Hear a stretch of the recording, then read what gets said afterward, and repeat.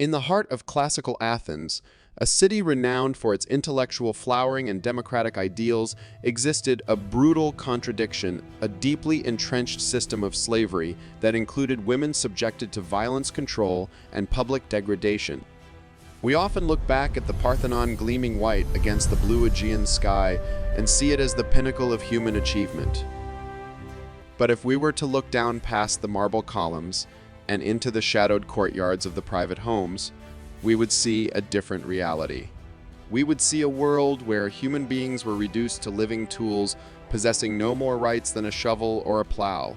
Specifically, we would see the women, the silent, invisible workforce that kept the great engine of Athenian democracy running. What did it mean to be a dual female slave in a society that worshipped liberty for citizens, but bound others in chains? It meant existing in a state of permanent vulnerability, where your body, your labor, and your children belonged entirely to another. Welcome to Medieval Spirits. Today, we are going to peel back the layers of idealized history to reveal the forensic truth of slavery in ancient Greece. We will walk through the dusty, stifling rooms of the Gyneceum, the women's quarters where slaves lived and died. We will examine the legal codes that mandated torture as a prerequisite for truth. And we will look at the archaeological evidence of lives spent in grinding, repetitive labor. This is not the history of philosophers and playwrights.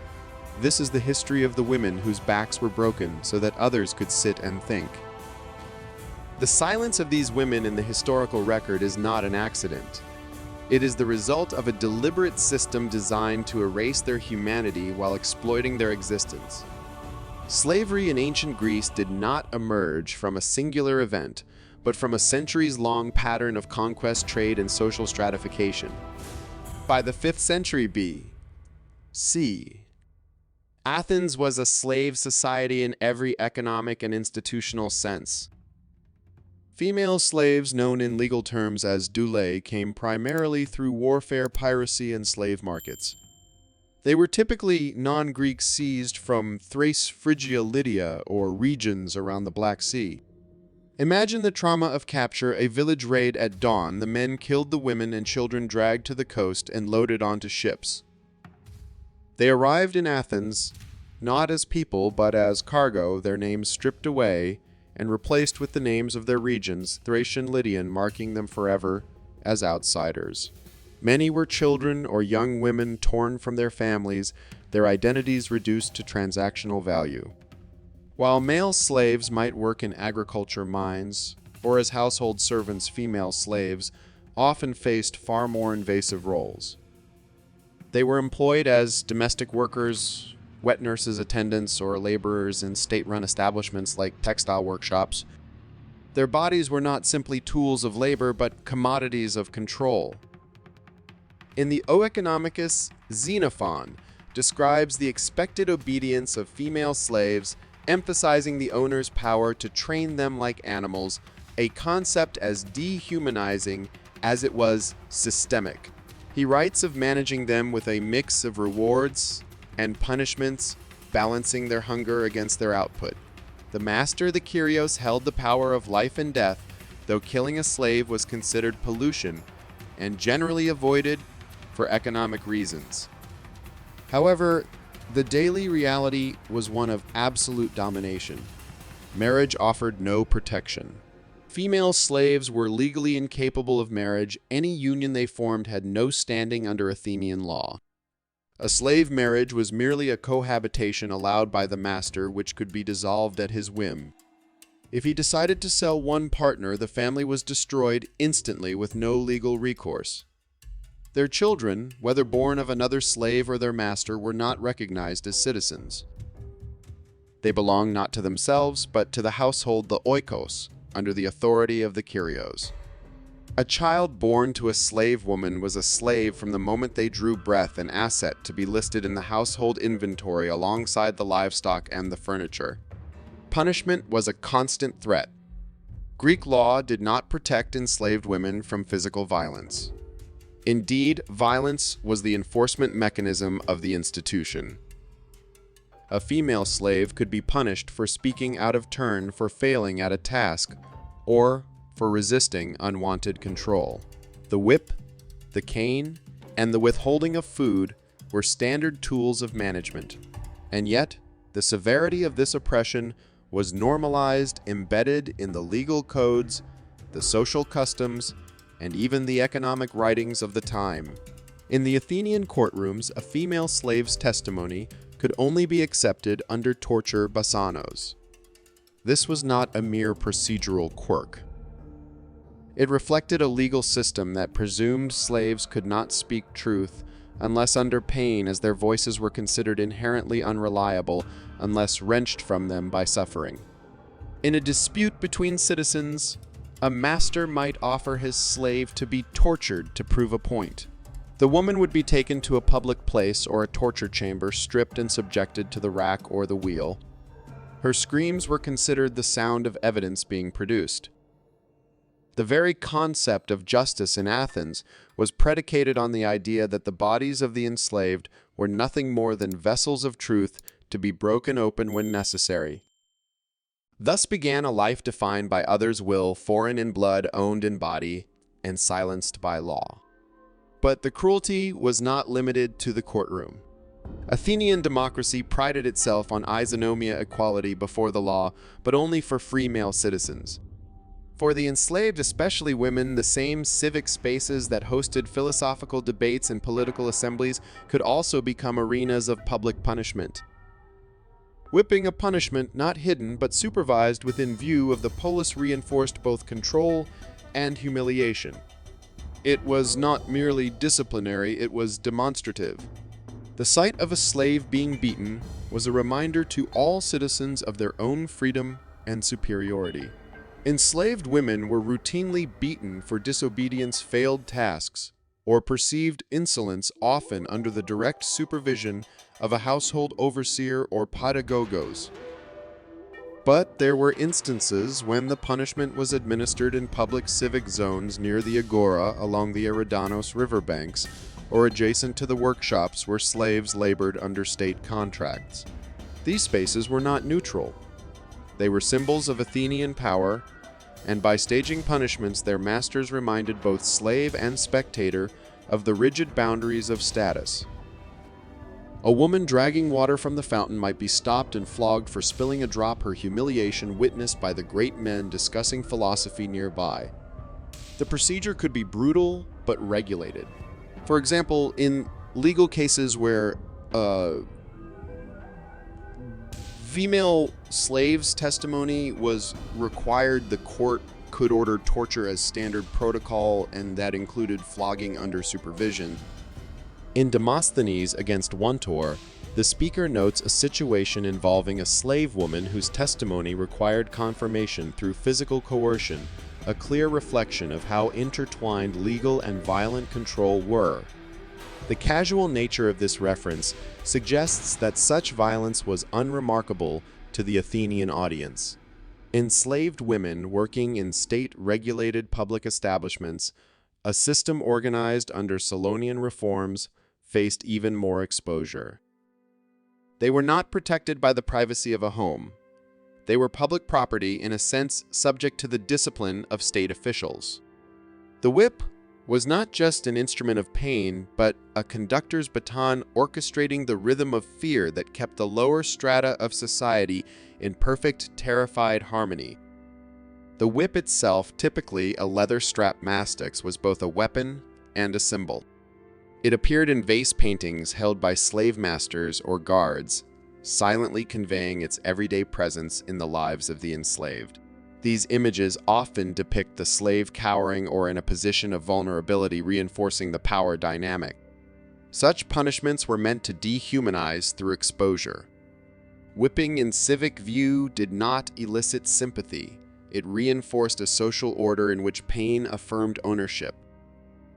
The sound of the lash and the cry of the victim were part of the city's soundscape, as common as the hawkers in the market. The fact that a punishment could be supervised in the open and yet attract no legal reprisal or moral outcry reflects how fully accepted the institution of slavery was in the democratic heart of Athens. There were no abolitionists in ancient Greece. Even the most enlightened thinkers accepted slavery as natural. In these acts, the Athenians laid bare a contradiction. The same society that birthed the concept of political liberty also legitimized the public torment of those it refused to see as human. To be enslaved in ancient Athens was to live under the constant threat of bodily violation. But for many female slaves, that threat materialized in the form of permanent branding. The use of heated bronze tools to mark slaves, particularly women, was not merely punitive. It was an institutional act of dehumanization, a permanent reminder of status burned into flesh. Branding in Athens, while not universal, was widely practiced in contexts where control and identification were prioritized. Female slaves who worked in bathhouses, regulated quarters, or state-supervised establishments were particularly vulnerable. These women, often those considered flight risks or those who had misbehaved, were marked so that they could never hide their status. The smell of burning skin would linger in the workshop long after the act was done, a sensory warning to every other woman in the room that their skin was not their own. When forced into regulated service, these women were often marked with heated iron or bronze, a practice referenced obliquely in comedic plays and confirmed through literary and legal sources that described their marked condition. The location of the brand varied, but in many cases, it was placed on the forehead, ensuring that no clothing could conceal it. This made reintegration into free society impossible. A woman with a brand on her face could never pass as a citizen's wife or a free medic. She was marked for life as property. The mark itself might indicate ownership, profession, or simply the status of enslavement. Some brands were a single letter, the initial of the master. Others were more elaborate symbols, perhaps an owl for Athens or a specific geometric shape. The tools used, bronze rods, iron stamps, were likely heated in an open flame until they glowed red hot. The process was agonizing. The skin would blister and burn, the pain searing into the bone. There are no surviving first-hand accounts from enslaved women, as their voices were excluded from the written record, but the legal silence surrounding the practice speaks volumes. The lack of commentary suggests that this was considered a mundane administrative task akin to shoeing a horse or marking cattle. In addition to identification, branding served as a deterrent. A runaway slave marked by bronze could be immediately recognized and returned or punished further. The polity Athenian officials responsible for market regulation were known to inspect enslaved people for such marks during transactions. The branded body was thus not only owned, it was certified like livestock. A potential buyer would check the teeth and then check the forehead or the shoulder for the telltale scar. The Athenians saw these marks not as cruelty but as administrative necessity. Yet each seared symbol testified to a deeper reality that, in a city that sculpted ideals in marble, it also burned its hierarchies into human skin. The scar tissue that formed over the brand was tougher than normal skin, a physiological metaphor for the hardening of a society that could inflict such pain without blinking. For countless enslaved women in Athens, the walls of the household, the oikos, were both workplace and prison. Unlike male slaves who might toil in fields, workshops, or quarries, many female slaves were bound to domestic service, a life defined by exhausting repetition and constant vulnerability. The gynoeceum, the women's quarters, was often located in the upper story or the rear of the house, designed to be secluded. Here they lived in a world of shadows, cut off from the vibrant public life of the city. Their days began before sunrise and stretched into the night, filled with endless tasks that demanded their bodies, their attention, and often their silence. The duties were relentless. Cooking meals over smoky hearths where the ventilation was poor and the heat intense.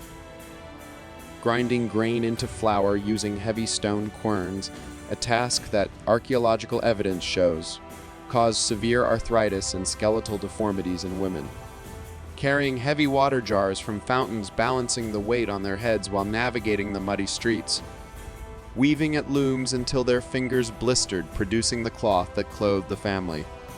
Cleaning floors, tending children not their own, nursing infants while their own might be neglected or sold, and caring for the sick or elderly, acting as hospice nurses with no training and no respite. Every aspect of household labor fell upon them with no reprieve or recognition.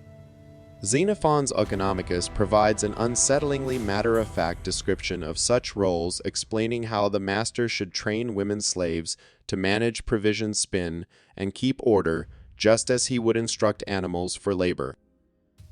He suggests rewarding them with better clothes or food for good performance, but the underlying threat of punishment is always there. But these tasks were not merely burdensome. They were accompanied by constant surveillance and the threat of violence. Female slaves could be beaten for failing to meet the expectations of their mistresses or masters. They might endure verbal reprimands for the smallest mistake or more severe physical discipline if their work was deemed unsatisfactory. A spilled cup of wine or a snagged thread could result in a beating that left a woman unable to walk for days, yet she would be expected to crawl back to her loom the moment the pain subsided. The very intimacy of household life, working in kitchens, bedrooms, and nurseries, meant they were exposed to mistreatment not only as servants, but as women. Exploitation, especially personal, was a risk they lived with daily, especially in smaller households where boundaries between labor and mistreatment could dissolve completely. The master had unrestricted access to his slaves. Consent was a concept that did not exist for them. Sexual exploitation was common, and any children resulting from such unions were born slaves, adding to the master's wealth. The mistress of the house might view these women with jealousy and spite, inflicting her own punishments to assert dominance. Isolation deepened their suffering. Confined within domestic walls, these women had little contact with others beyond their masters and fellow servants. They were often forbidden from speaking to neighbors or leaving the house without permission. This social isolation made resistance nearly impossible. They could not organize, they could not flee, and they had no one to turn to for help. In tragedy, their voices sometimes break through, as when Euripides portrays enslaved women lamenting their endless toil, fragments of truth filtered through drama. The chorus of Trojan women enslaved after the fall of their city speaks to the universal grief of the captive woman. Thus, while Athens celebrated public life in the agora, the home itself became a hidden site of ceaseless exploitation. For female slaves, it was not only the weight of labor that defined existence, but also the constant shadow of mistreatment that accompanied their every task. The domestic sphere, often idealized as a private sanctuary, was for them a labor camp. The loom weights found in excavations are silent witnesses to millions of hours of unpaid forced labor. The rhythmic clacking of the loom was the heartbeat of the Athenian home, a sound produced by women who were weaving the very fabric of a society that refused to acknowledge their existence. The story of female slaves in Athens exposes the deep fracture at the heart of a society that proclaimed liberty yet enforced bondage with whip brand and endless labor. Their suffering was woven into the fabric of the household and displayed in the civic square, a silent foundation upon which the freedoms of citizens rested. We admire the philosophy of Plato and the speeches of Pericles, but we must remember that they were delivered by men who were fed, clothed, and served by slaves. The leisure time required for democracy was purchased with the stolen time of the enslaved. How should we interpret the legacy of a democracy that thrived only by denying humanity to others? It forces us to confront the uncomfortable truth that progress often comes at a terrible cost to the marginalized. The Golden Age of Athens was for a significant portion of its population an age of iron and darkness. We must look at the past with clear eyes, acknowledging both the brilliance and the brutality. Comment below. How do you reconcile the achievements of Athens with its treatment of the invisible women who built it? As Aristotle himself admitted, slavery was viewed as a possession of the animate sort. To them, a slave was a tool that breathed. To us, they must be remembered as people. This is medieval spirits. We dig up the bones of history to find the truth buried beneath the lies. If you found this exploration into the shadows of the ancient world compelling, subscribe and ring the bell. We will continue to uncover the stories that history tried to hide. In the end, the only thing that separated the free woman from the slave was a twist of fate, a reminder that the line between citizen and property was as thin as the edge of a sword.